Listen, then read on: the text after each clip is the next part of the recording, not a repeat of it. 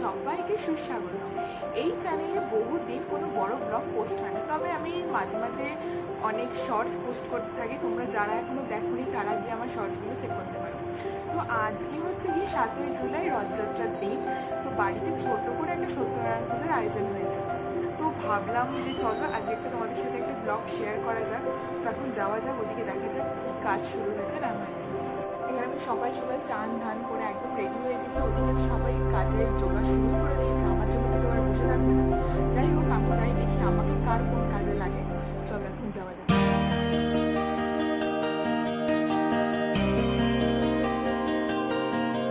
ছোট থেকেই দেখে আসছি বাড়িতে কোনো পুজো অনুষ্ঠান হলে ঠাকুরের সেই জায়গাটাকে প্রথমেই আলপনা দিয়ে সাজিয়ে তোলা। ছোটবেলায় আমি মায়ের পাশে বসে দেখতাম কিভাবে সে আলপনাটা দিচ্ছে। তারপর আমিও বিভিন্ন জায়গায় আগডুম বাগডুম আঁকে বুকে কেটে ভাবতাম কি ভালোই না আলপনাটা দিয়ে। তবে বড় হওয়ার সাথে সাথে আলপনা দেওয়াটা যতটা পেরেছি নিজের মধ্যে রপ্ত করার চেষ্টা করি। যাই হোক, এদিকে মা কিন্তু প্রথমেই নিজের কাজে লেগে পড়েছে। সকাল সকাল এসে পড়েছে আমার পিসি আর দিদি, আর এদিকে তো দুই বোন গল্পই জুড়ে দিয়েছে। নারায়ণ পুজোতে তো নারকেল লাগেই, তবে বাড়িতে নারকেল গাছ থাকা সত্ত্বেও গাছে দেখা মেলেনি একটি নারকেলের। যাই হোক, এখানে নারকেলগুলোকে ফাটিয়ে তার জলটা বার করে একটা পাত্রে রেখে দিচ্ছে, আর খোলাগুলোকে আলাদাভাবে ধুয়ে আলাদা করে রেখে দিচ্ছে। এবার এদিকে ডাক পড়েছে আমার, তাই ছুটে চলে আসলাম ঠাকুর। এসে দেখি মা ও আমি মিলে সমস্ত পুজোর জোগাড় করছে, আর সেগুলো নিয়ে ঠাকুরের জায়গায় গিয়ে যথাস্থানে রাখার দায়িত্ব পড়লো আমার। এত জিনিসপত্র নিয়ে বারংবার সিঁড়িতে ওঠানামা করতে গিয়ে হয়ে গেল বেশ একটু শরীর চর্চা। গিয়ে পুজোর সরঞ্জাম এখানে সব রাখা হয়েছে, সব সাজিয়ে গুছিয়ে দিয়েছে। আমি শুধু এগুলো পর এখানে সাজিয়ে আমি এখানে নারকেল কুটতে বসেছে। এক গাদা নারকেল, এত নারকেল তো অবশ্যই লাগবেই। নারকেল না হলে কি হবে না, সিন্নি ভালো হয় না। প্রিপারেশন হচ্ছে।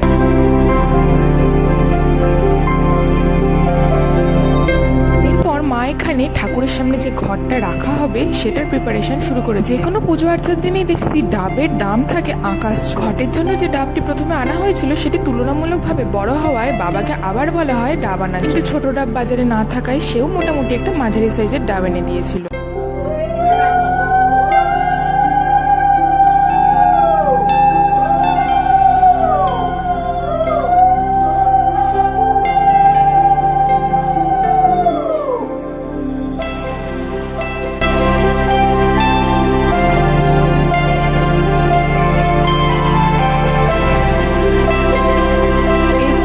ঘটের চারধারে চারটে তীর কাঠি বসবে, এই জন্য একটা কাপের মধ্যে বেশ কিছুটা মাটি নিয়ে চারটে কোণায় বসিয়ে দিয়েছি।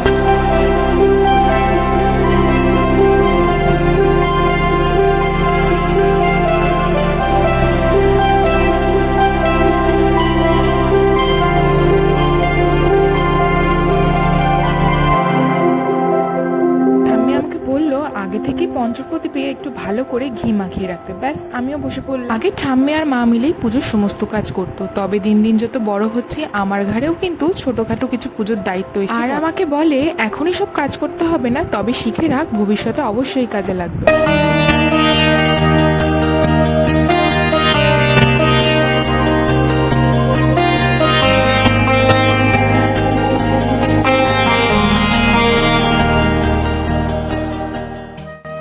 আমাদের জোগাড় এবং সাজানো পুরোটাই কমপ্লিট। তোমরা তো দেখেই নিলে কেমন হয়েছে জানিও আমাকে। ওই যে লাল পাড় সাদা শাড়িতে বসে আছে আমার ঠাম্মি, তারই বহু দিনের ইচ্ছা ছিল বাড়িতে সত্যনারায়ণ পুজো, তবে কিছুতেই ঠিক করে হয়ে উঠছিল না কবে পুজোটা করা হবে। তারপর একদিন বাবা বলল রথযাত্রার শুভ দিনেই বাড়িতে করা যাক সত্যনারায়ণ পুজো। ব্যাস, সেই মতোই হলো রথযাত্রার দিনে নারায়ণ পুজোর আয়োজন। আর বলা হয়েছিল বেশ কিছু আত্মীয় স্বজন। নারায়ণের পাশে যে রথটা রাখা আছে ওটা আমি আর বোন মিলে টুক করে সাজিয়ে আজ বহু বছর পর রথ সাজালাম। বোন যখন ছোট ছিল ওকে আমি রথ সাজিয়ে দিতাম, তখন সবাই বড় হয়ে যাওয়ায় এখন আর রথ নামানো হয় না। তবে প্রত্যেকবার মা রথ নামিয়ে জগন্নাথ বলরাম সুভদ্রাকে পুজো দেয়। তাই আমি ভাবলাম এবছর যখন বাড়িতে একটু নারায়ণ পুজোর আয়োজন হয়েছে তবে রথ নামানো যাক, সবাই একটু রথ টানতে পারবে এই সুযোগ। আমাদের রথ সাজানোর একটি ছবি আমি পাশে দিয়ে দিলাম। প্রথমে তো রথ সাজানোর মতো তেমন কোনো ফুলও আমার কাছে ছিল না, তারপরে এদিক ওদিক থেকে বেশ জোগাড় হলো বেশ কিছু ফুল আর কিছু পাতা, তাই যা ছিল তাই দিয়ে নিজের মতো করে আমরা সাজিয়ে নিলাম। এতক্ষণে শেষ হয়েছে ঠাকুরমশাই নিজের পুজোর জোগাড়। এবার শুরু হবে আমাদের পুজো।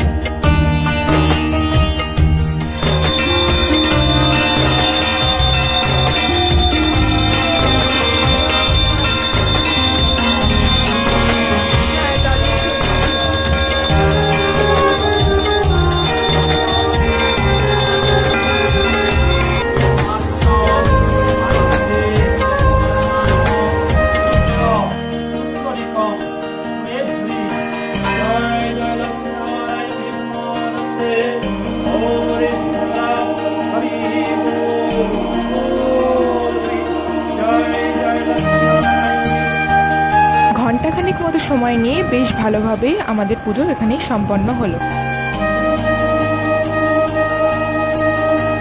সিন্নি খাওয়া ছাড়া নাকি নারায়ণ পুজো অসম্পূর্ণ, তাই সিন্নি মাখার সমস্ত সরঞ্জাম নিয়ে চলে আসা হলো ঠাকুর ঘর। এক ডেচকি ওর গামলা ভর্তি করে মাখা হচ্ছে এখানে সিন্নি। আমার বাড়ির সবার সাথে সাথে আমিও বেশ সিন্নি খেতে ভালোবাসি, তবে যখনই আমাকে দেওয়া হয় সেই অল্প ছাড়া আমি একদমই খেতে পারি। এখানে সিন্নি মাখা চলুক, তবে এবার যাওয়া যাক নিচে যেখানে পুজো হয়েছিল।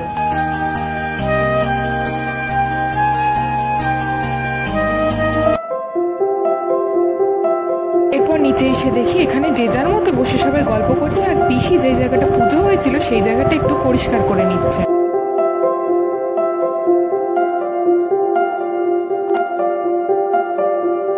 ওই যে আমি রথটা যে সাজিয়েছিলাম সেটা একে একে প্রথমে আমার দিদি, ঠাম্মি, আমি, বোন সবাই একবার করে কিন্তু টেনে নিয়েছে।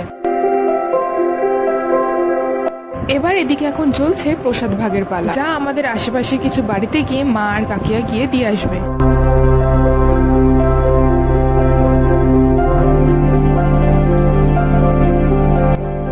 এদিকে আমাদের সিন্নি মাখাও কিন্তু ওপর থেকে চলে এসেছে, আর এখানে ঠাম্মি আমাকে বলছে এটা খা, ওটা খা, সেটা খা, আর তখন আমার কিছুই যে খেতে ইচ্ছা করছিল না। যাই হোক, এখানে বাড়িতে যারা আসবে তাদের জন্য আগে থেকেই প্রসাদ গুছিয়ে রাখা হচ্ছিল।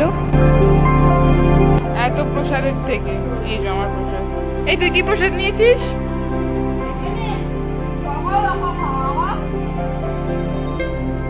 হ্যাঁ, তোর প্রসাদে শুধু সন্দেশ? হ্যাঁ। সন্ধ্যের দিক করে বাড়িতে সবাই একে একে হাসতে শুরু করেছিল, তার মধ্যে ইনি হচ্ছে গিয়ে সব থেকে ছোট সদস্য। শুধু ইনিই নয়, তবে এনার একটা ছোট যমজ বোনও আছে। তুমি কি করছো? তুমি কি করছো? তুমি এখন কি করছো? হ্যাঁ, আমি জেম্মা। আমি জেম্মা।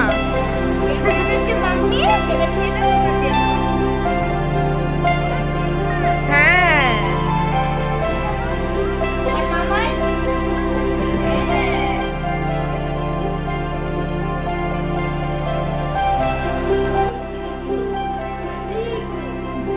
ও মিষ্টি কাটা না, আমি আর খাবো না।